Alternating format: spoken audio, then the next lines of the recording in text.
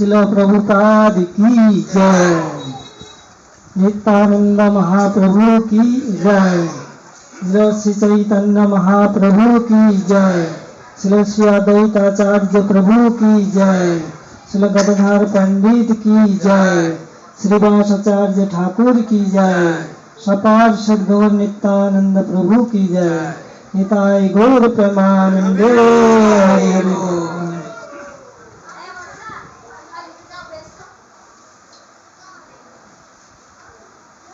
तो हम लोग बड़े भाग्यशाली है कि सत्संग प्राप्त करने के लिए हम लोग आज पूर्णमासी के तिथि के अवसर में हम सब यहाँ सम्मिलित हुए हैं। ये अवसर जो है भगवान की कृपा से प्राप्त होते हैं।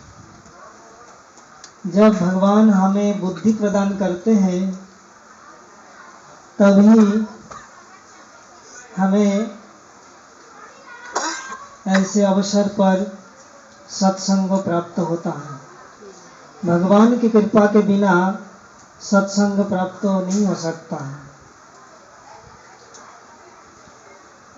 इसलिए तुलसीदास जी बोलते हैं, बिना सत्संग विवेक न होई, राम कृपा बिना सुलभ न होई।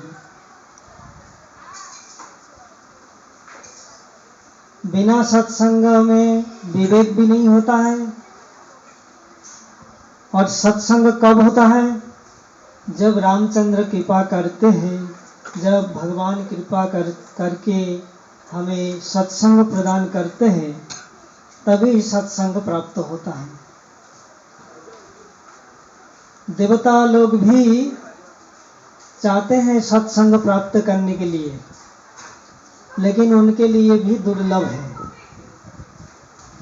लेकिन इस पृथ्वी लोक में जो मानव जन्म प्राप्त किया है उनके लिए सुलभ है, देवताओं के लिए दुर्लभ है। इसलिए देवता लोग चाहते थे कि हमें भी भारत भूमि में मनुष्य जन्म का प्राप्त हो और सहज रूप में हमें सत्संग प्राप्त हो सके। लेकिन उन्होंने तो कर्म किया देवता बनने के लिए, इसलिए उनका कर्म का फल के रूप में उनको देवता बनना पड़ा। तो उनको देवलोक में भोग ऐश्वर्य है और उसी आकांक्षा को लेकर उन्होंने कर्म किया था। इसलिए देवलोक में उन्होंने देवता मान करके देव शरीर में वहाँ भोग आदि वस्तु को भोग करते हैं। परंतु वह सत्संग बहुत दुर्लभ है। वह सत्संग प्राप्त प्राय है ही नहीं। लेकिन ये पृथ्वी लोक में ऋषि मुनि, ये जो भारत भूमि है ये ऋषि मुनियों का भूमि है। इस भारत भूमि में बड़े बड़े संत, बड़े बड़े ऋषि मुनि इस भूमि पर तपस्या किए हैं, भजन किए हैं, कर्म अनुष्ठान किए हैं। बहुत कुछ धर्म का अनुष्ठान इस भूमि पर होता है। इसलिए इस भारत भूमि में जन्म होना ये भगवान की अहोइत की कृपा समझ लेना चाहिए। अन्य भूमि पर जन्म होना वो इतना कृपा नहीं है।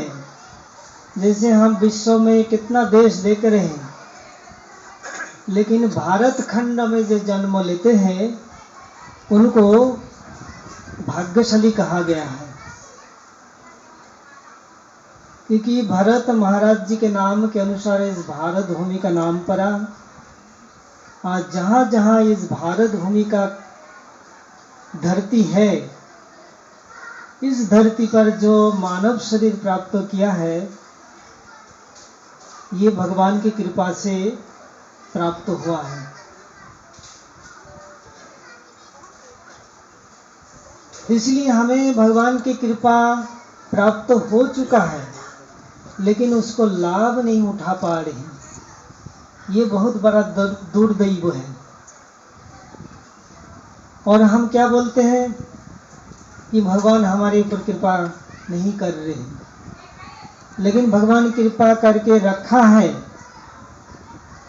लेकिन कृपा का मोल हम उठा नहीं पा रहे हैं। ये हमारा दुर्दैव, भगवान की दोष नहीं है। हम कभी कभी भगवान के ऊपर दोषारोप करते हैं कि भगवान ने हमें संसार में फंसा दिया, ये कर दिया, वो कर दिया, अगर ऐसा नहीं होता तो हम भजन करते। लेकिन इसमें भगवान का दोष नहीं है। हम ही ऐसा कर्म किया, कर्म के जाल में हम फंसते गए। जैसे मकड़ी होते हैं, वो जाल तो बना लेते हैं, लेकिन वो जाल में बनाते बनाते वो मुख से लार से जाल बनाते हैं, फिर जाल में ही फंस करके मर जाते हैं। उसी प्रकार हम लोग अपने कर्म के अनुसार ही संसार में आते हैं और अनेक प्रकार की संबंध बना लेते हैं। तो संबंध बनाने से क्या होते हैं? आसक्ति हो जाते हैं, ममता हो जाते हैं, भगवान को भूल जाते हैं। भगवान को हम याद नहीं कर पाते हैं, चिंतन नहीं कर पाते हैं, उनका भजन नहीं कर पाते हैं। तो ये अपने कर्म के अनुसार ही हम ऐसा हो रहे हैं। इसमें भगवान का कोई दोष नहीं है, भगवान ने हमको ऐसा किया नहीं। इसलिए भागवत में कहा गया है कि निर्देह माध्यम सुलभम सुदुर्लभम पल्लवम गुरु कर्ण धारम मया अनुकूलेन नवो सतेरितम भवाब्दिम न तरेत स आत्महा। भागवत में ये कहते हैं कि ये निर्देह, ये जो नर शरीर, ये भगवान की कृपा से मिला है। निर्देह माध्यम सुलभम, और इस देह के द्वारा, इस शरीर के द्वारा हम भगवान को भजन बड़े सुलभ से ही कर सकते हैं। मानव शरीर के द्वारा हम मंदिर में जा सकते हैं, धर्म ग्रंथ आदि हम अध्ययन कर सकते हैं, सत्संग कर सकते हैं, भगवान की ध्यान कर सकते हैं, भगवान के बारे में जान सकते हैं। सभी धर्म ग्रंथों का हम ज्ञान को प्राप्त कर सकते हैं। लेकिन अन्य कई शरीर में नहीं हो सकता है। कीड़े मकड़ा, पशु पक्षी, कीट पतंग आदि के शरीर में अगर हमको जन्म हो तो उस शरीर के द्वारा हम नहीं कर सकते हैं। इसलिए निर्देह माध्यम सुलभम कहा गया कि ये नर शरीर के द्वारा ही केवल धर्म का अनुष्ठान किया जाता है, और धर्म का अनुष्ठान के द्वारा हम संसार बंधन से, संसार दुख से मुक्त होकर हम भगवत धाम जा सकते हैं। भगवत धाम जाने के लिए ये दर्जा है। मानव शरीर रूपी दर्जा के माध्यम से हम भगवान की लोक में जा सकते हैं, और कोई रास्ता नहीं है। देवता शरीर प्राप्त करने पर भी हम नहीं जा सकते हैं, और कीट पतंग पशु पक्षी आदि जन्म में भी हम भगवान के द्वार पर नहीं पहुंच सकते हैं। केवल मानव शरीर के द्वारा हम भगवत धर्म की अनुष्ठान के द्वारा भगवान को याद करते करते मृत्यु के समय अगर हम इस शरीर को छोड़ते हैं तो हम भगवत धाम जा सकते हैं। और भगवत धाम ही हमारा सदा निवास स्थान है। हमेशा के लिए भगवत धाम ही हमारे निवास की स्थान है, अपना घर है। तो गीता में बोला भगवत धाम कैसे है? ब्रह्म संहिता में भी बोला, गीता में भी बोला, सब शास्त्रों में बोला भगवत धाम कैसे है और हम कौन हैं और भगवान कौन है, भगवान से हमारा क्या संबंध है। इस संबंध में थोड़ा ये है संबंध ज्ञान। ये संबंध ज्ञान अगर नहीं होगा तो हम क्या करना है क्या नहीं करना है समझ में नहीं आएगा। इसलिए थोड़ा सा संबंध ज्ञान जानकारी होना बहुत जरूरी है। हमारा कर्तव्य क्या है, क्योंकि हम लोग क्या बोलते हैं कि बेटा बेटी है उनको शादी कराएंगे, फिर नाती पोता है उनको शादी कराएंगे, वो उधर संबंध जोड़ लेते हैं। ये हमारा संबंध नहीं है, ये आगंतुक संबंध है। ये हम देख रहे हैं, ये स्वप्नवत है, ये कभी था नहीं और है भी नहीं, रहेगा भी नहीं। एक दिन ये छोड़ करके हमको जाना पड़ेगा, सब कुछ छोड़ करके हमको जाना पड़ेगा। और जाने से पहले हमें संबंध होना चाहिए कि भगवान कौन है, हम कौन है और भगवान से हमारा क्या संबंध है, तभी तो हम भगवान के पास पहुंच सकेंगे। तो भगवत धाम कैसे है, भगवत धाम हम क्यों जाएंगे और भगवान कौन है, भगवान के पास जाने से हमें क्या प्राप्त होगा। हम यहाँ पर सब लोग किस लिए घूम रहे हैं, आनंद के लिए, है ना। सभी लोग बोल सकते हैं कि ना, दुख कोई नहीं चाहता है, चाहता है कोई दुख, सब क्या चाहते हैं, सुख चाहते हैं, आनंद चाहते हैं ना, दुख कोई नहीं चाहते हैं। यहाँ सुख है ही नहीं, ये पृथ्वी लोक में सुख है ही नहीं। भगवान ने इस पृथ्वी को सृजन किया सुख के द्वारा नहीं किया, दुख से किया। दुख के द्वारा इस जगत को सृष्टि किया।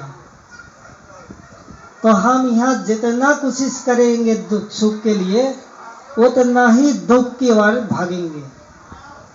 जैसे मृग मरीचिका, मृग क्या करते हैं, गर्मी के मौसम में वो जंगल से मरुभूमि के स्थान की ओर देखता है, खाली स्थान को देखता है, तो दूर दूर तक दृष्टि करता देखता है कि पानी का लहर दिखाई देता है। धूप के कारण वो पानी भी नहीं और तालाब भी नहीं, लेकिन इतना तेज धूप पड़ता है रेत में, तो दूर से जब देखते हैं तो ऐसा लगता है पानी का लहर चल रहा है। और पानी का लहर को मान करके वो भागते हैं पानी पीने के लिए। जितना दूर भागते हैं पानी का लहर उतना उसको उतना ही दूर दिखाई देता है। ऐसे करते करते वो प्राण त्याग देता है प्यासा के कारण। ऐसे ही हम संसार में भाग रहे सुख के लिए कि ये करेंगे सुख मिलेगा, ये करेंगे सुख मिलेगा, वो करेंगे सुख मिलेगा, लेकिन दुख ही हाथ में आता है, सुख आता ही नहीं।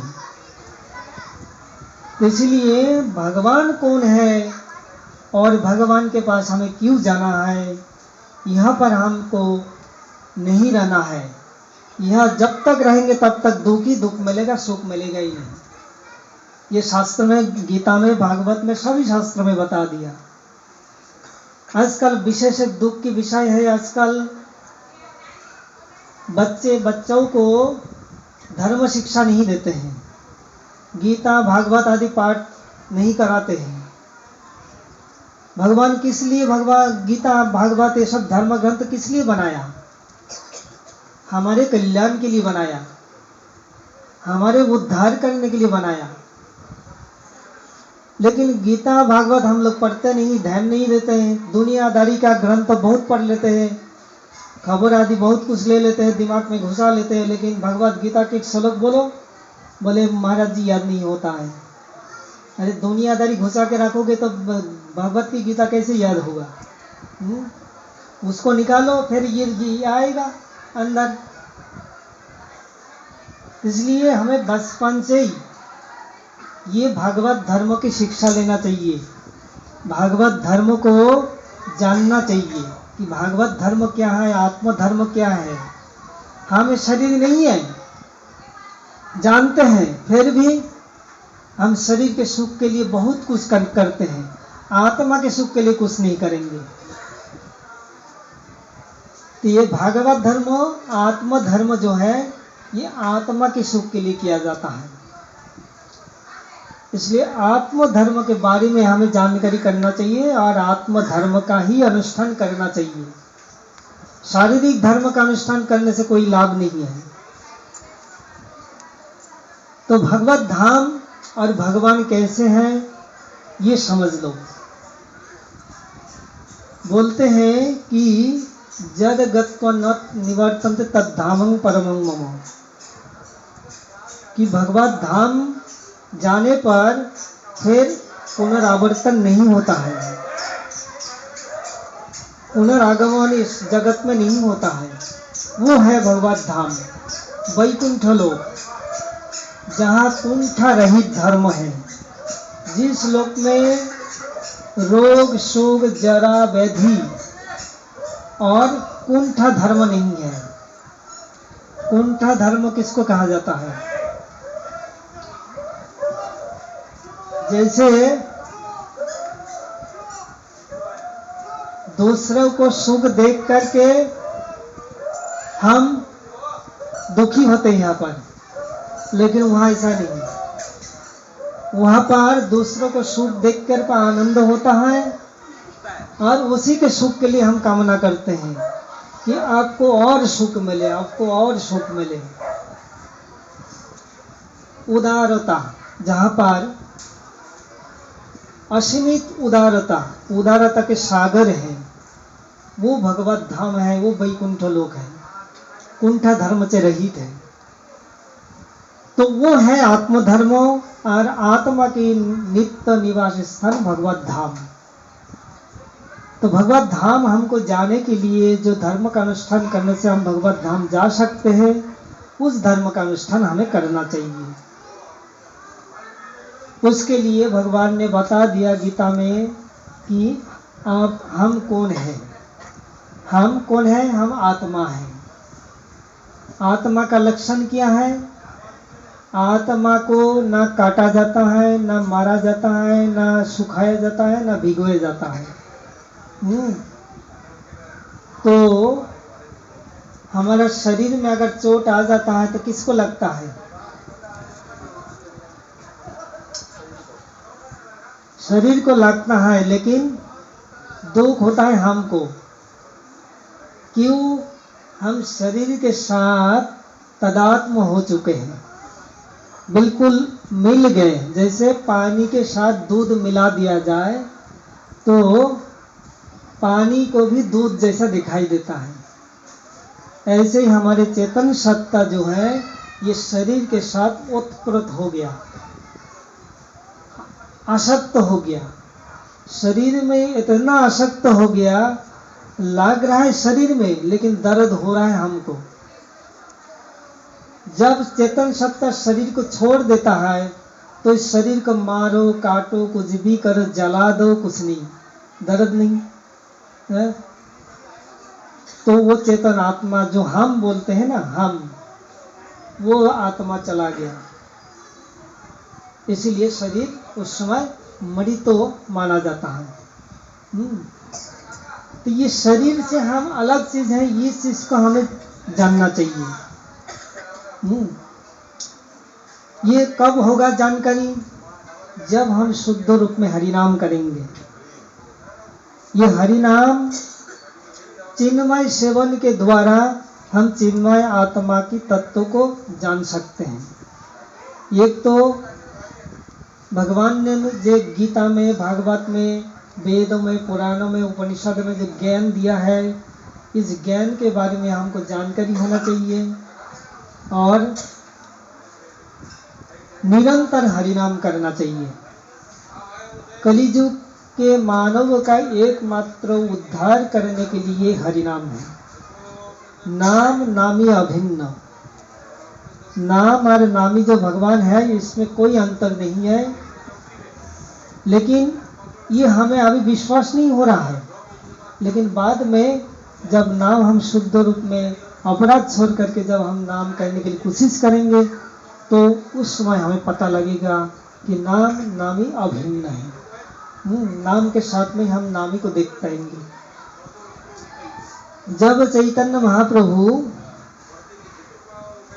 गया में पिंड दान करने के बाद गुरु पदाश्रय किया, गुरु पदाश्रय करने के साथ साथ उनको क्या हुआ, जब गुरुजी ने उनको दीक्षा दिया, नाम दीक्षा और मंत्र दीक्षा दिया, वो साथ ही साथ उन नाम और मंत्र के माध्यम से वो कृष्ण को दिखाई दे रहा है, कृष्ण का दर्शन करने लगे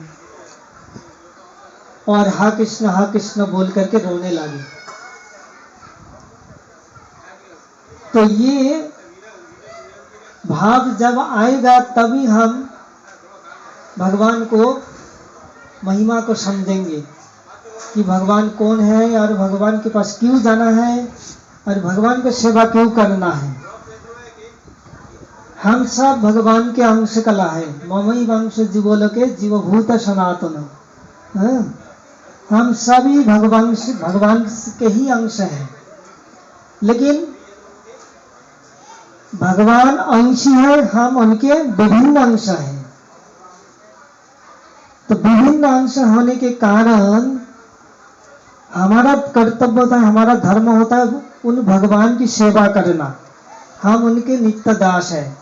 जीवेरे स्वरूप है नित्य कृष्ण दास, तटस्थ शक्ति भेदा भेद प्रकाश। महाप्रभु बोलते हैं जीव का स्वरूप क्या है, भगवान कृष्ण का नित्य दास। हम तटस्थ शक्ति से उत्पन्न हुए। भगवान की अनेक शक्ति है, लेकिन उसमें तटस्थ शक्ति जो है वो जीव शक्ति के रूप में भगवान प्रकट कर रहे हैं हम लोगों को। तो ये अनंत जीव को माया में स्थापित करते हैं, माया से हम लोगों का उत्पत्ति हो रहा है। लेकिन है हम चेतन सत्ता, ईश्वर अंश जीव अविनाशी, सहज सरल अमल चेत सहज सुख राशि। तुलसीदास बोल रहे हैं कि हम लोग क्या है, ईश्वर अंश है, चित्कन। तो ईश्वर अंश होने के कारण हमारा धर्म होता है ईश्वर की सेवा करना। हम अविनाशी हैं, हमारा कभी नाश नहीं होता है। लेकिन हम जब शरीर छोड़ते हैं तो क्या बोलते हैं, मर गए, चले गए, स्वर्गवास हो गए हैं? लेकिन इसीलिए भगवान अर्जुन को कहा कि जीव जो चेतन सत्ता है उसको कोई नहीं मार सकता है। ये तो केवल शरीर से चेतन आत्मा को अलग करना है बस। वो भी तुम मेरे आदेश से करोगे तो तुम्हारा कोई पाप नहीं लगेगा। तो अर्जुन देखो, अर्जुन युद्ध करते हुए कितना हिंसा करने के बाद भी उनको पाप नहीं लगा। क्यों नहीं लगा? अहंकार विमूढ़ात्मा कर्ता अहम इति मन्यते। जो अहंकार वशतो कर्ता भाव लेकर के कर्म करता है उनको कर्म का फल भोगना पड़ता है। लेकिन अहंकार को छोड़ करके, कर्ता अभिमान को छोड़ करके भगवान को शरण में रह करके भगवान के आदेश से जब हम कर्म करते हैं तो उसमें अगर पाप पुण्य जो भी होगा भगवान बोलते हैं वो मैं समाधान कर दूंगा, मैं ले लूंगा, लेकिन अंत काल में तुम मेरे पास आ जाओगे। ये कर्म करने की तरीका है। भगवान की शरण में आकर के भगवान जैसा आदेश दिया है कर्म करने के लिए ऐसा हमें कर्म करना चाहिए, तब तो वो कर्म जोग हो जाएगा। अगर भगवान के शरण में हम नहीं है और कर्ता अभिमान लेकर के अगर हम कर्म करते हैं तो उसका फल हमें भोगना पड़ेगा और कर्म बंधन में भी हमको फंसना पड़ेगा। तो यहाँ पर हम लोग की यही कमी है कि ये जो हम लोग कर्ता अभिमान करते हैं, करने वाला हम कोई नहीं है। हमें कौन करा रहा है? हमारे अंदर जो शक्ति दे रहा है करने का शक्ति, वो कौन? कर्म करने की शक्ति कौन दे रहा है? भगवान की शक्ति से हम कर्म कर रहे हैं। अगर अभी हमारे अंदर से एक शक्ति छीन ले, हरण कर ले भगवान, तो हम कुछ नहीं कर सकते हैं। फिर भी हम भगवान को नहीं मानते हैं, नहीं जानते हैं और मानना चाहते भी नहीं। तो ये हम लोग माया में इतना भ्रमित हो रहे, इतना मोहित हो रहे हैं कि इसलिए हम आत्म तत्व के बारे में, भगवत तत्व के बारे में, गुरु तत्व के बारे में हमको ज्ञान नहीं हो पा रहा है। जब इस ज्ञान को प्राप्त हो जाएगा तब संसार छूट जाएगा और हम भगवत धर्म का आश्रय कर लेंगे। कुछ लोग ऐसे हैं कि धर्म तो करते हैं लेकिन आसक्ति नहीं छोड़ते हैं, संसार के आसक्ति नहीं छोड़ते हैं। इसके ऊपर एक कथा है, वो बता देता हूँ। कुछ लोग, एक धनवान व्यक्ति कुछ लोग लेके जा रहे हैं, शादी में जा रहे थे, लेकिन नदी की रास्ता था, नाव से जाना पड़ता है। तो नाव में सब लोग सवार हो गए और चलने के लिए तैयार हुआ। तो एक व्यक्ति बोला कि हम इतना दूर जाएंगे तो ये जो एक घर दिखाई दे रहा है, यहाँ थोड़ा खाना पीना करके फिर हम चलेंगे। और रात्रि के समय में नदी में ज्वार आता है, तो ज्वार के समय नाव चलाने में बड़ा आसान होता है, तो उसी समय हम चल देंगे, जल्दी पहुंच जाएंगे। तो बोले ठीक है। वो जो शेठ जी था वो बोला ठीक है। तो खाना पीना किया। नाव का एक कांटा होता है, वो कांटा को गाड़ दिया मिट्टी में और सब लोग खाना पीना किया, सब कुछ किया। करने के बाद फिर आधी बात ही चल रहा था, इतने में ज्वार आ गया नदी में, मतलब पानी डबल हो गया, ऊपर आ रहा है। तो बोले भाई देखो अभी ज्वार आ गया, अभी चलो चलो जल्दी चलो। तो सब लोग जल्दी जल्दी उठा लिया और कुछ नशा भी कर लिया, तो सब भूल गया क्या करना है क्या नहीं करना है, सब भूल गया। नाव में सब सवार हो गए। अब चलाने लगे, रात्रि के समय में चल रहा है। चल बहुत चलाया, लेकिन सुबेरा हो गया। तो जो मेन चलाने वाला थे वो देखा कि अरे नाव तो जहाँ हम लोग खाना पिया किया रात को, वो जो घर दिखाई दे रहा वही देख वही जगह है, वही घर है। सारा रात भर हमने नाव चलाया, अभी देख रहे जहां पर वहीं पर है, बात क्या है? तो सरदार बोलते हैं अरे जो नाव की जो कांटा गाड़े थे वो कांटा को उठाया, तुम पागल हो गए, बावरे हो गए सब लोग। तुम कांटा तो उठाया नहीं और नाव चलाने लगे, ऐसा नाव थोड़ी जाता है।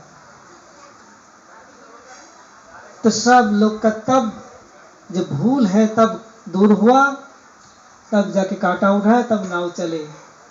उसी प्रकार हम लोग धर्म का अनुष्ठान करते हैं, कुछ भजन आदि भी कर लेते हैं, लेकिन संसार का शरीर का आसक्ति नहीं जाता है। ये आसक्ति क्या है? ये कांटा है। ये कांटा को उठाना पड़ेगा। ये कांटा कब उठेगा? जब जिस दिन हम समझेंगे कि ये संसार मेरे रहने का स्थान नहीं है, यहाँ से मुझे एक दिन न एक दिन जाना ही पड़ेगा और सब कुछ छोड़ के जाना पड़ेगा, कोई हमें रोक नहीं सकते हैं। और जाने से पहले हमको तैयारी करना पड़ेगा। जो बुद्धिमान व्यक्ति वो एक घर छोड़ने से पहले दूसरे घर बना लेता है, नहीं तो कहाँ जाके रुकेंगे। और जो पागल है वो क्या करेंगे? वो तो जहाँ रात वही रात हो जाएंगे, वही रात बिताएंगे। लेकिन बुद्धिमान व्यक्ति क्या करेंगे कि ये लोक छोड़ने से पहले हमको कहाँ जाना है, कौन से लोक में जाना है, कौन से लोक में जाने पर हमें शांति, सुख, आनंद प्राप्त होगा, उसके लिए वो चेष्टा करता है। वो है बुद्धिमान। उनका मनुष्य जीवन सार्थक होगा। तो मनुष्य जीवन प्राप्त करने के बाद हमें अच्छा से अच्छा ज्ञान को प्राप्त करके और हमें सबसे आनंदमय जो जगह है वहाँ हमको निर्वाचन करके हमको वहाँ जाने के लिए तैयारी करना चाहिए। तो इसके लिए हमें गीता में, भागवत में, शास्त्र में सब बताया, सत्संग में ये सब प्राप्त हो जाएगा। जितना जितना हम लोग सत्संग करेंगे उतना हमें सब ज्ञान प्राप्त हो जाएगा। तो एक बार क्या हुआ, एक कहानी बता देते हैं। एक चोर था। तो चोर को चोरी करते करते एक बार सिपाही लोग उनको पीछे धावा बोल दिया पकड़ने के लिए। और चोर ने क्या किया, देखा कि हमें तो पकड़ लेगा, क्या किया, एक जगह सत्संग हो रहा था। तो उस सत्संग में सिर पर कपड़ा बांध के घुस गया, मतलब सज्जन बांध करके वहां पर बैठ गया। सिपाही लोग आए, देखा कोई तो है ही नहीं, ऐसा चोर तो देखा ही नहीं दिया, चले गए वो लोग। तो सत्संग सुन रहे थे। चोर किस लिए चोरी करता है? धन चाहिए। धन के कारण चोर चोरी करते हैं, धन की अभाव के कारण। तो कथा में सुन रहे थे कि भगवान कृष्ण के शरीर में जो बड़ी कीमती कीमती अलंकार है, ऐसे मणि रत्नों का अलंकार है भगवान कृष्ण के शरीर में। और भगवान कृष्ण का शरीर इतना सुंदर है, उनके शरीर में अलंकार इतना कीमती है, इतना सुंदर है, उनको जो प्राप्त कर लेगा उनको जीवन में और कुछ पाने की इच्छा नहीं रहेगा।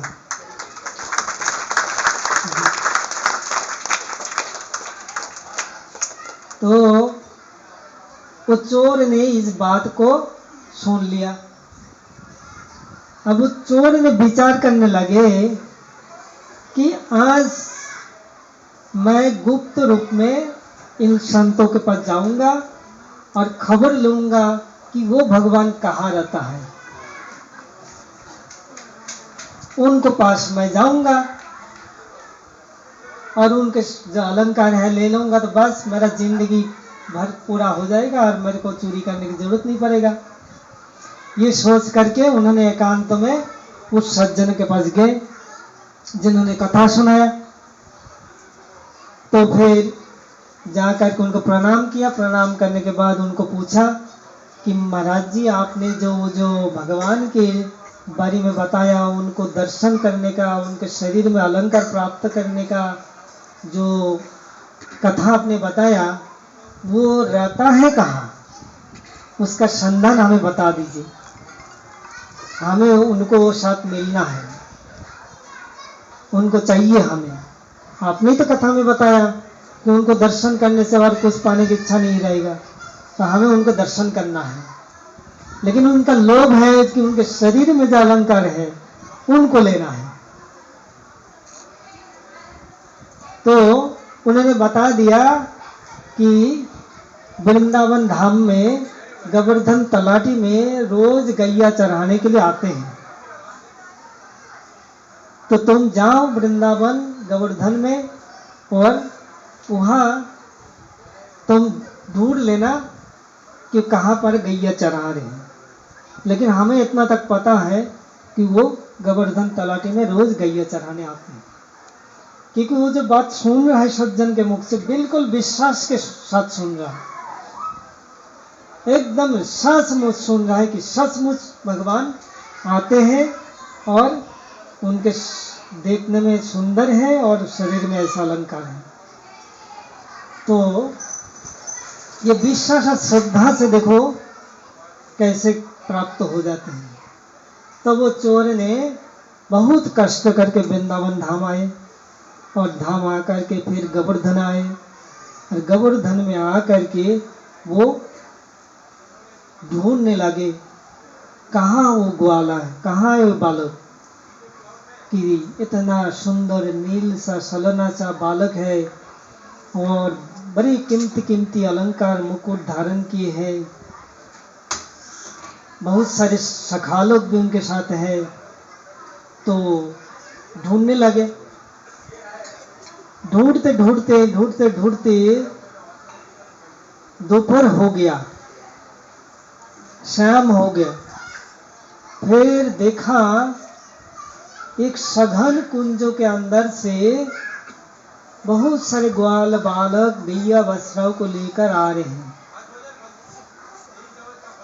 जब आ रहे हैं तो उसके अंदर में एक सुंदर बालक, नील रंग की बालक है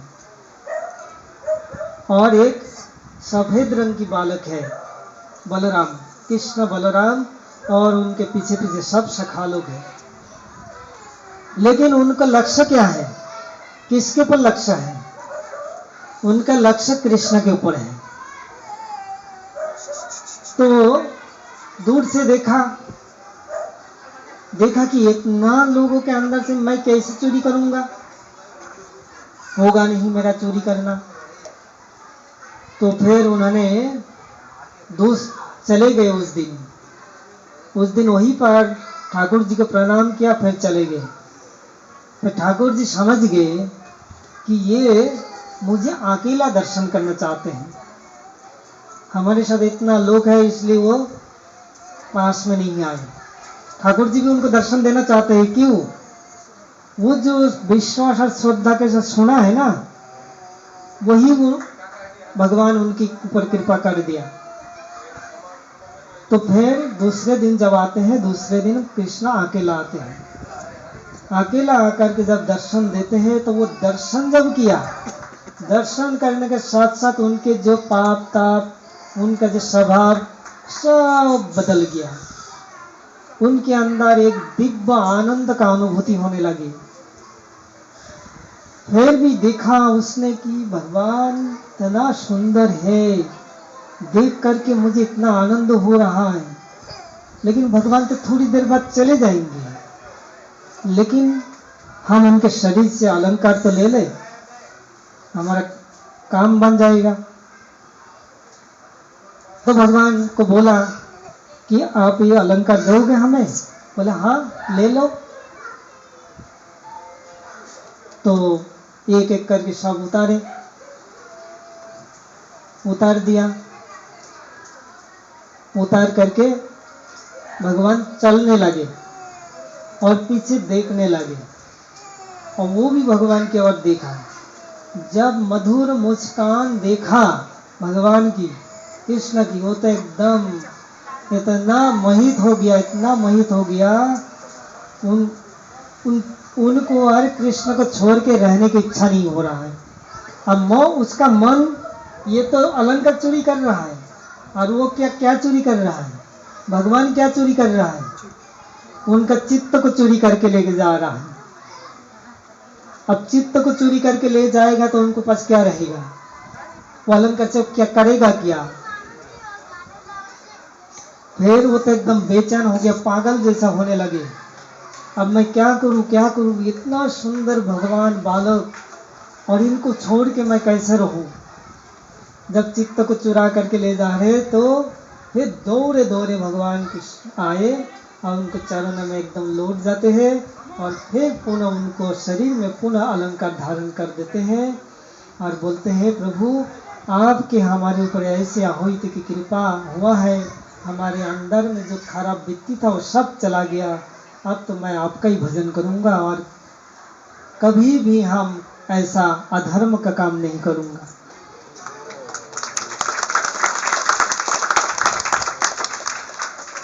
तो ये है सत्संग का फल, कि एक ऐसे व्यक्ति सत्संग में आने पर उनका सब कुछ बदल जाते हैं, भगवान उनके ऊपर कृपा करते हैं। ये सत्संग से ही भगवान मिले उनको। सत्संग के द्वारा उनको भगवान प्राप्त हुआ, उनके हृदय का कलमश चला गया, पाप करने की इच्छा चला गया। अंत में उन्होंने जीवन भर भजन करते करते वो अंत समय भगवान की याद करते करते भगवत धाम चले गए। तो ऐसे है सत्संग का फल।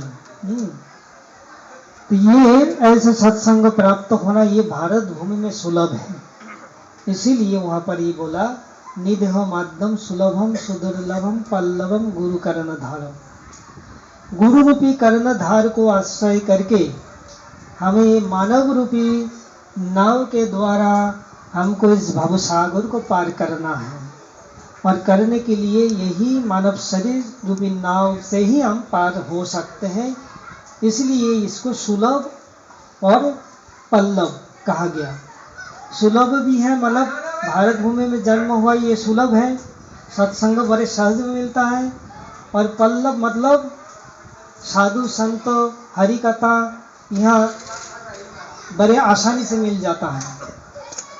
देखो अमेरिका, लंदन, रशिया, चाइना, कहाँ कहाँ से लोग आकर के वृंदावन में आकर के नवद्वीप धाम में आकर के ये लोग सत्संग करते हैं और धाम की सेवा करते हैं, धाम में रहते हैं और भजन करते हैं। बहुत भक्तगण आते हैं। लेकिन हम लोग भारतवासी होकर के भजन नहीं कर पाते हैं। तो ये हम लोग का बहुत ही मतलब दुर्भाग्य की बात है कि ये जीवन बीत गया, फिर दोबारा मनुष्य जीवन हो ना हो क्या गारंटी है? कोई गारंटी नहीं है। इस बार मौका दिया भगवान ने, और इस मौका को अगर हम ऐसे ही गवा देंगे तो फिर दोबारा मौका मिलेगा?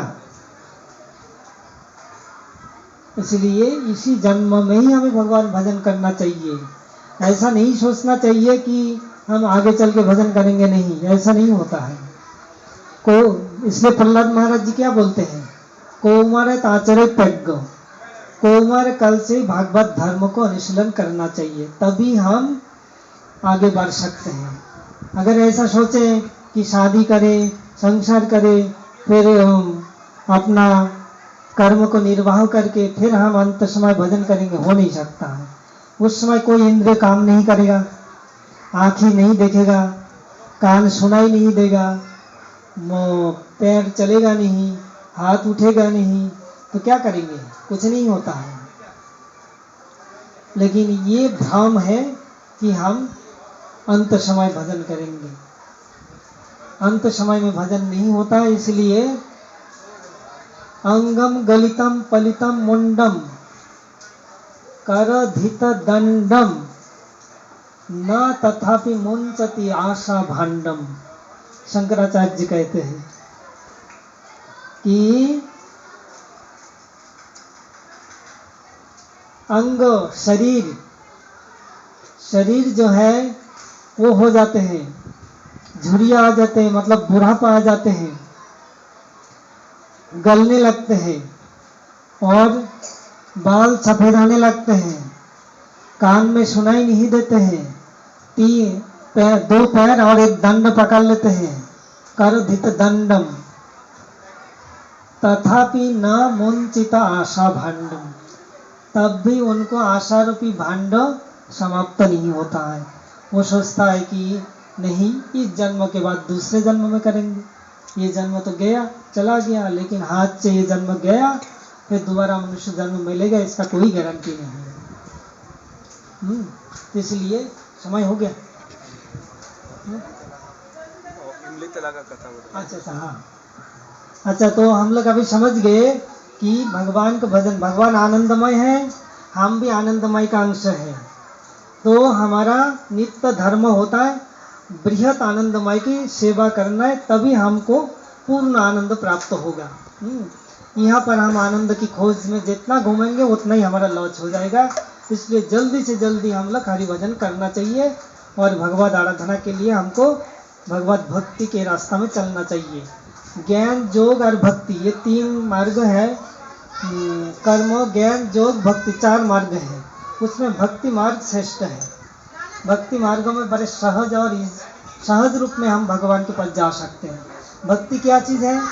हरिनाम करना, भगवत ग्रंथों का अनुशीलन करना और भगवान की कथा सुनना, श्रवणम कीर्तनम विष्णु स्मरणम अर्चनम बंदनम दैश्य शक्क अर्चनम शक्क आत्मनिवेदनम, ये जो 9 प्रकार भक्ति का अंग दिखाया गया, इस 9 प्रकार भक्ति का अनुष्ठान करना ही भक्ति है। भगवान के बारे में सुनना, भगवान के बारे में कहना, भगवान को स्मरण करना, भगवान की अर्चन करना, पूजा करना, भगवान को निवेदन करना, जो भी खाए भोग लगा के खाए, आरती पूजा करना, अर्चन करना, वंदन करना, वंदना मतलब स्तुति करना, आत्मनिवेदन करना, यही है भक्ति। इस प्रकार भक्ति करते हुए हम भगवत धाम जा सकते हैं। भगवान कृष्ण को भक्ति क्यों करे, अन्य देवताओं को क्यों नहीं करे? ब्रह्म संहिता में बताया, ईश्वर परम कृष्ण सच्चिदानंद विग्रह अनादिरादि गोविंद सर्व कारण कारणम। क्यों हम कृष्ण का भजन करेंगे? बोलते हैं ईश्वर जो है वही सर्व कारणों का कारण है, और ब्रह्मा विष्णु सारे देवी देवताओं का सृजन करने वाला कौन है? भगवान कृष्ण। इसलिए हम उनके भजन करते हैं। ये देव शिव जी भी चाहते हैं, शिव जी की कृष्ण की भजन कर रहे हैं, ब्रह्मा भी कृष्ण की भजन कर रहे हैं, और ये लोग भी चाहते हैं कि हम भी कृष्ण का ही भजन करें। इसके ऊपर में बहुत सारे कथा है, शॉर्ट में थोड़ा सा बता देते हैं। एक बार पार्वती जी शिव जी से पूछते हैं, प्रभु किसकी आराधना जगत में श्रेष्ठ है? तो शिव जी स्वयं बताते हैं कि आराधना नाम सर्वेशम विष्णु आराधनाम परम तस्मात् परतरम देवी तदिया नाम समर्चनम। विष्णु पुराण की श्लोक है ये। इसमें बता रहे हैं, शिव जी स्वयं बता रहे पार्वती को कि आराधना में सर्वश्रेष्ठ आराधना विष्णु की आराधना, मतलब कृष्ण की आराधना। तो कृष्ण की आराधना करने से तुम्हें संसार से तुम मुक्त हो जाओगे, तुम अमर हो जाओगे, तुम जन्म मृत्यु के चक्कर में तुम नहीं आओगे। तो अमर होने के लिए और जन्म मरण के चक्कर से छूट पाना है तो ईश्वर परम कृष्ण सच्चिदानंद विग्रह, सच्चिद आनंदमय जो विग्रह अनादिरादि जो कारण भगवान कृष्ण, उनकी भजन करना चाहिए। सब के कारणों का कारण है कृष्ण, इसलिए हम उनकी भजन कर रहे हैं। इसका मतलब ये केवल हम कृष्ण का भजन करते हैं इसलिए हम कह रहे हैं, ऐसे बात नहीं है। हम चाहे हम किसी की भी माने, किसी की पूजा करें, लेकिन अगर हमको संसार से उद्धार होना है तो भगवान कृष्ण का भजन करना पड़ेगा। मुक्तिं ददाति इति मुकुंद, भगवान मुकुंद कृष्ण ही हमें इस संसार से मुक्त दे सकता है और कोई नहीं दे सकता है। इसके लिए भी बहुत सारी कथा है, अभी कथा तो बहुत बढ़ जाएगा। अब प्रभु जी बोल रहे हैं कि इमली तला की कथा बताने के लिए। आप लोग कितने लोग वृंदावन में गए हैं?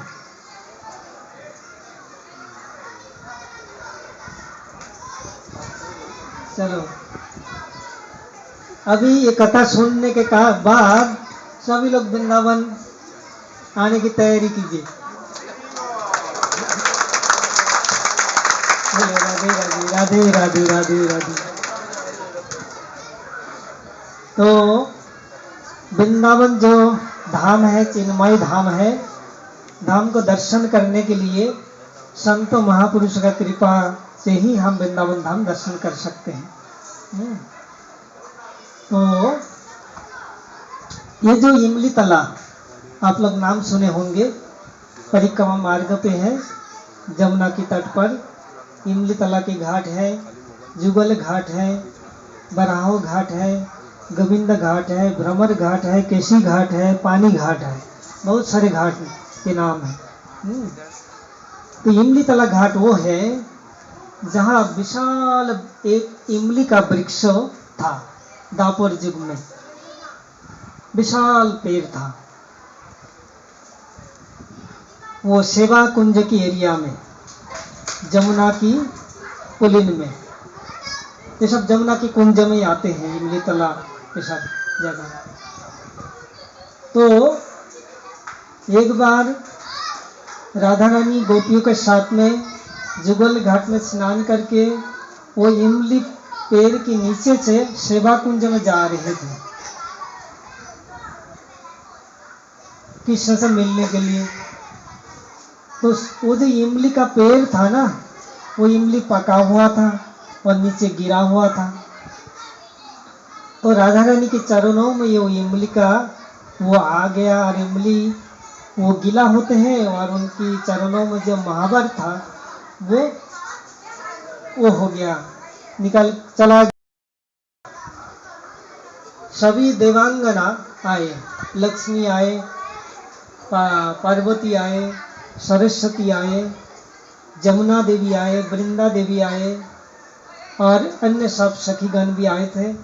तो सब देवांगना मिल करके राधा रानी को वृंदावनेश्वरी के रूप में उनको राज्याभिषेक किया था, राज सिंहासन पद में उनको बैठाया था। राज्याभिषेक करके उनको वृंदावन के अधिष्ठात्री के रूप में प्रतिष्ठित किया था। तभी से सभी लोग जानते थे वृंदावन के अधिष्ठात्री देवी राधा रानी। इसलिए वहाँ के जो ब्रजवासी है, जो लोग वहाँ रहते हैं, वहाँ कृष्ण कृष्ण नहीं बोलते हैं, क्या बोलते हैं? राधे राधे राधे राधे बोलते हैं, क्योंकि वहाँ का जो देवी है वो राधा रानी है, वही सबको भरण पोषण करते हैं। वृंदावन में सभी को, किसी को भूखा नहीं रखते हैं। वहाँ पर जो भी वृंदावन में जाते हैं कोई भूखे नहीं रहते हैं। इसके ऊपर भी बहुत सारे कथा है, लेकिन हम इमली तला कथा कर रहे हैं तो बता देते हैं। और भी कथा है। एक बार क्या हुआ, रासलीला हो रहा था। रासलीला होते होते टाइम तो हो गया, राधा रानी अंतर्धान हो गए। क्यों अंतर्धान क्यों होते हैं?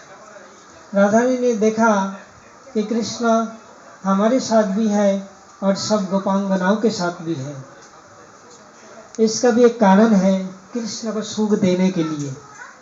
ये जो राधा रानी मान कर रहे हैं, मान लीला कर रहे हैं, ये कृष्ण को सुख देने के लिए, दुख देने के लिए नहीं। कृष्ण इसमें सुखी होते हैं। इसीलिए कृष्ण सब गोपांगनाओं के साथ में भी नृत्य करते हैं, राधा रानी के साथ में भी नृत्य करते हैं, परंतु मूल रूप में राधा रानी के साथ में है और प्रकाश के रूप में अन्य गोपिकाओं के संग में है। लेकिन राधा रानी ने देखा मेरा मर्यादा नहीं दिया कृष्ण, तो मैं चलता हूँ, मान करके वो जमुना पार करके चले जाते हैं उस साइड में। मान सरोवर, जमुना के उस पर मान सरोवर है, वहाँ मान करके रोते हैं। रोते रोते वो आंखों के आंसू से सरोवर मान जाते हैं, और कृष्ण के चिंतन करते करते राधा रानी के स्वर्ण कांति जो है वो नील कांति हो जाते हैं। राधा रानी का वरण अंग कांति नीला हो जाती है। तो इधर कृष्ण देखा कि रासलीला तो राधा रानी के लिए होते हैं, राधा रानी के सुख के लिए कृष्ण रासलीला करते हैं। रसो वैसो लब्धयाम ब्रह्मानंदी। कृष्ण रसवैश्य होने के कारण सबको रसास्वादन करना उनका धर्म है। जो रसास्वादन करना चाहते हैं कृष्ण उसी को उस रस को आस्वादन कराते हैं। इसलिए उनको बोला गया रसवैश्य।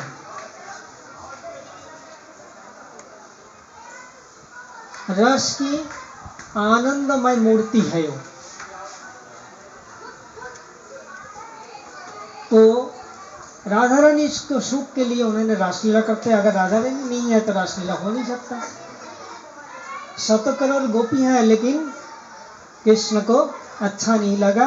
कृष्ण भी रास मंडल को त्याग करके और हा राधे हा राधे हा राधे तुम कहाँ हो, विलाप करते करते करते करते जमुना की तट में आए, कहीं दिखाई नहीं दिया।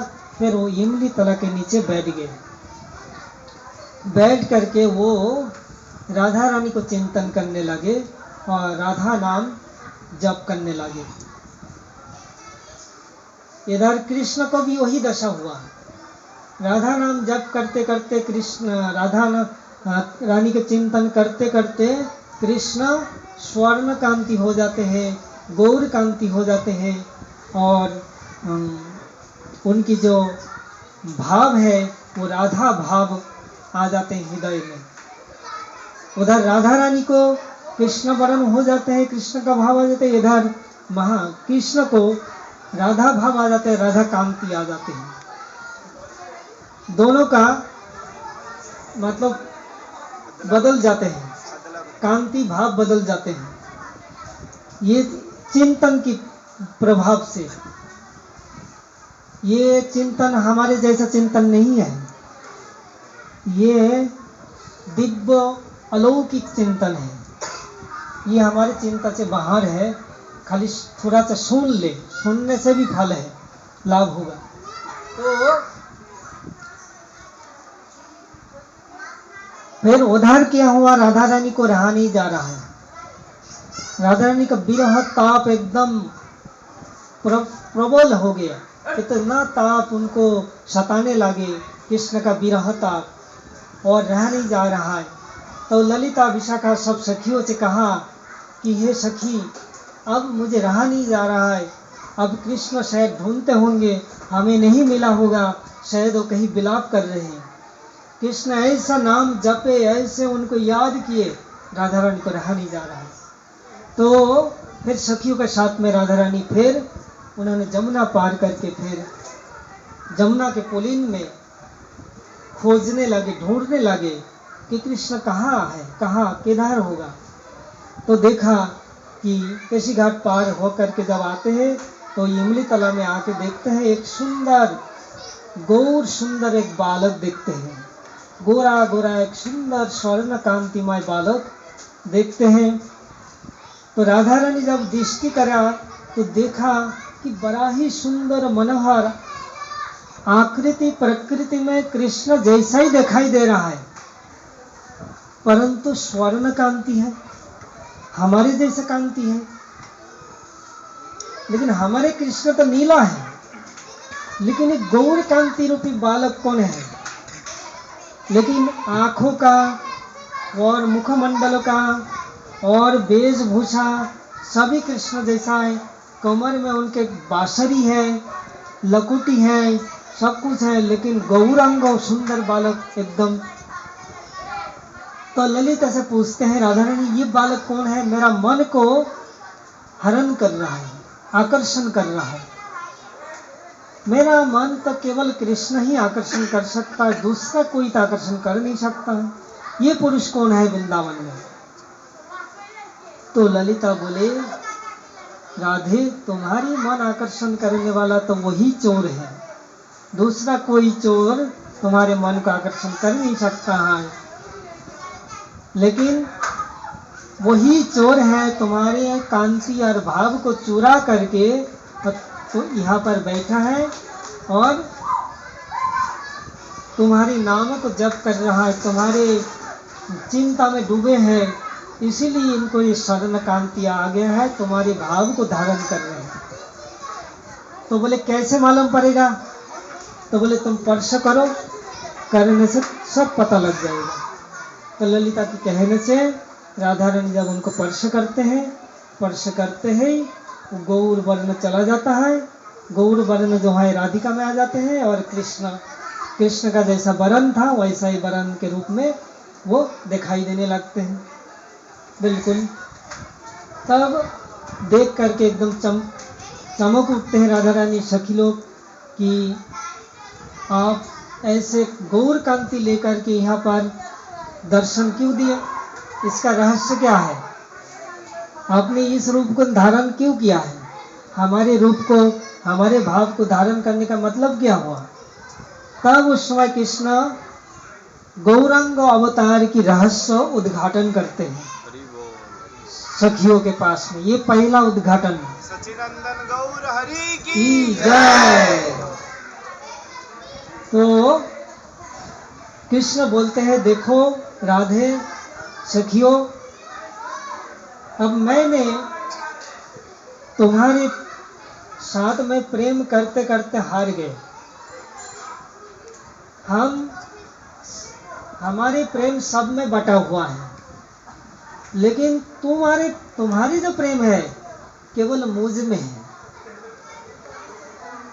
इसलिए तुम्हारे जो ये ऐकांतिक प्रेम है हमारे प्रति, इसका ऋण हम अगर देवताओं की आयु पा करके भी अगर तुम्हारी सेवा करें तभी हम इस ऋण को चुका नहीं पाएंगे। इसलिए हमने विचार किया कि तुम्हारे ऋण को चुकाने का कोई उपाय अगर है तो इस रूप लेकर, राधा रानी का ये रूप भाव और कांति को लेकर अगर हम कलियुग में आकर के राधा राधा नाम को कीर्तन करेंगे और उनकी सेवा के लिए कोई जीव अगर मिल जाए तो उन जीवों को ला करके अगर राधा रानी के चरणों में सेवा में लगा सकेंगे तो मेरा कुछ ऋण चुक जाएगा, उत्तीर्ण हो जाएगा। इसलिए मैंने इस रूप धारण करके यहाँ बैठा हूँ और तुम लोगों के संदेश देना चाहता हूँ कि इस रूप लेकर के जब कलियुग में मैं आऊँगा तो तुम सब लोग भी मेरे साथ आओगे, लेकिन इस रूप में तुम लोग हमारे जैसे ही रूप लेके आओगे। सभी को पुरुष रूप में ही आना पड़ेगा यहाँ पर हमारे साथ। वहाँ हम नगर संकीर्तन करेंगे, सब मिल करके संकीर्तन धर्म को, संकीर्तन आंदोलन को हम प्रचार करेंगे जगत में, और इस संकीर्तन धर्म के द्वारा इस जीवों को उद्धार होगा, इसको हम प्रतिष्ठा करेंगे। इसलिए तुम सबको हमारे साथ आना होगा। तो ये संदेश ये इमली तला में महाप्रभु का अवतीर्ण होने का समाचार इमली तला में प्राप्त होते हैं गोपियों को सबसे पहले। इसलिए कृष्ण और गौरांग महाप्रभु में और राधा रानी में कोई अंतर नहीं है। जो राधा और कृष्ण वही गौरांग महाप्रभु कलियुग में। हम लोग ये ना सोचे कि ये गौड़ देश में जन्म हुआ, बंगाल में जन्म हुआ, उन लोग के भगवान हैं, ऐसा नहीं है। ये सारे विश्व मानव के लिए भगवान है। वो भगवान किसी एक प्रदेश के लिए नहीं होता है।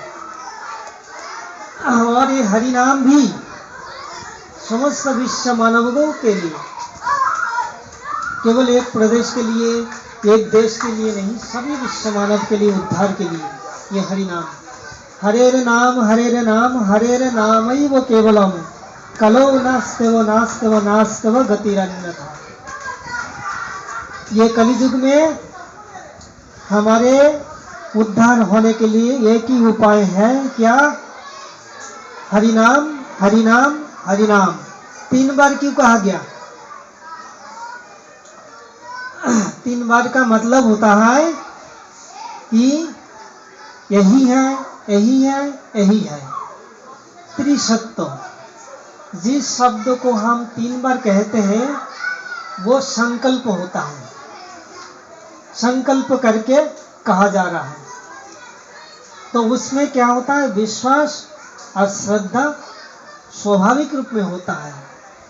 जो शब्द हम 3 बार बोल देते हैं ना, उसमें एकदम हम प्रतिष्ठित हो जाते हैं, एकदम करबद्ध हो जाते हैं कि वो होना ही है, उसको इधर उधर नहीं होगा। इसलिए 3 बार करके कहा गया, हरेर नामैव हरेर नामैव केवलम। केवल हरि नाम के द्वारा हमें उद्धार हो सकता है और कोई उपाय नहीं।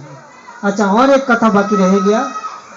वहाँ पर जो इमली का वृक्ष हम देख रहे हैं वो कोई वृक्ष नहीं है, वही कई महान भक्त हैं जो कि ब्रज में जन्म लेकर वो द्वापर युग में कृष्ण की सेवा किया और बाद में चैतन्य महाप्रभु की सेवा किया, फिर हम सब लोगों को दर्शन देकर हमें कल्याण कर रहे हैं। उनके दर्शन करना हमारे लिए कल्याणकारी है, इसलिए सिद्धपीठ इमलीतला कहा गया है। उस जगह बैठ करके अगर हरिनाम करे तो हमारा उद्धार हो जाएगा।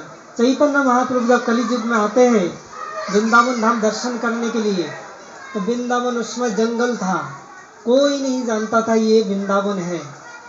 वो धाम को प्रकट करने के लिए महाप्रभु आए और केसी घाट में स्नान करके उन्होंने वही इमलीतला में बैठ करके उन्होंने सुबह से लेकर दोपहर तक नाम संकीर्तन करते थे, जमुना जी को दर्शन करते थे। वहीं पर कुछ भक्तों को कृपा भी किए, उन्होंने अपना भव हरिनाम देकर उनको उद्धार कर दिया। तो वो इमलीतला को सिद्धपीठ कहा गया। कृष्ण भी सिद्धि लाभ किया। कृष्ण का सिद्धि क्या है? राधा रानी को प्राप्त करना था, तो वहाँ पर राधा रानी का नाम जप किया, राधा रानी का ध्यान किया, उनको प्राप्त हो गया। महाप्रभु का भी सिद्ध हुआ, हरि नाम संकीर्तन करते करते सारा विश्व में उन्होंने ये नाम संकीर्तन धर्म का प्रचार किया, इसलिए सिद्धपीठ इमलीतला कहा गया उस जगह का नाम। और वो जो इमली का वृक्ष बाद में क्या हुआ, वहाँ के एक राजा थे, टीपू सुल्तान नाम से एक राजा है, बिहार के पास में उनका घर था। तो उनका घर के छाद पर टेरेस पर उनकी टहनी चला गया था, इमली का वृक्ष का डाली उसके घर के ऊपर चला गया। तो उन्होंने कई लोग को बुला करके डाली को काटने के लिए कोशिश किया। जब काटने गया तो उस वृक्ष से जहाँ से काट रहे थे वहाँ से खून निकले। खून देखकर तो घबरा गए, अरे ये तो वृक्ष नहीं है, ये तो कोई महान पुरुष है। तो उन्होंने तुरंत बंद कर दिया, उस वृक्ष से प्रार्थना किया, लेकिन उनका वंश से जितना लोग था वो सब नष्ट हो गया और 3 दिन तक खून निकले उस डाली से, फिर बाद में बंद हो गया। तो वो है इमली वृक्ष है। ऐसा बहुत सारी लीला उधर हुआ है। फिर बाद में हमारे प्रभुपाद आए, भक्ति सिद्धांत प्रभुपाद, भक्ति वेदांत प्रभुपाद, हमारे गुरुवर्ग लोग आए, वो लोग भी वहाँ पर नाम संकीर्तन किया और महाप्रभु का दर्शन किए, राधा कृष्ण का दर्शन किए। फिर उन्होंने वहाँ पर मंदिर का स्थापना किया है। तो जहाँ हम जाते हैं वो इमलीतला गौरिया मठ हम दर्शन करते हैं। ठीक है, ठीक है। एक बार 3 बार हरिनाम करेंगे, हाँ 3 बार हरिनाम करेंगे, फिर महामंत्र हम बोले, हमारे पीछे से बोले, हरे कृष्णा कृष्णा कृष्णा हरे हरे, हरे राम राम राम हरे हरे, हरे कृष्णा कृष्णा कृष्णा हरे हरे,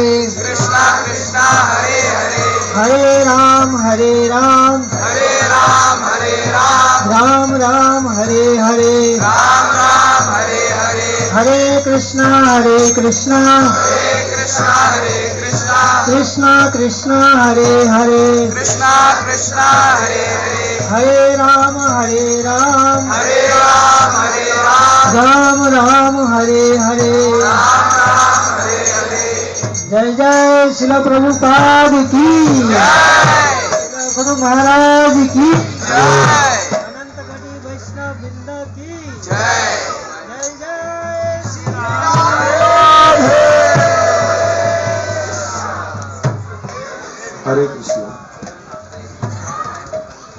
हरे कृष्णा। तो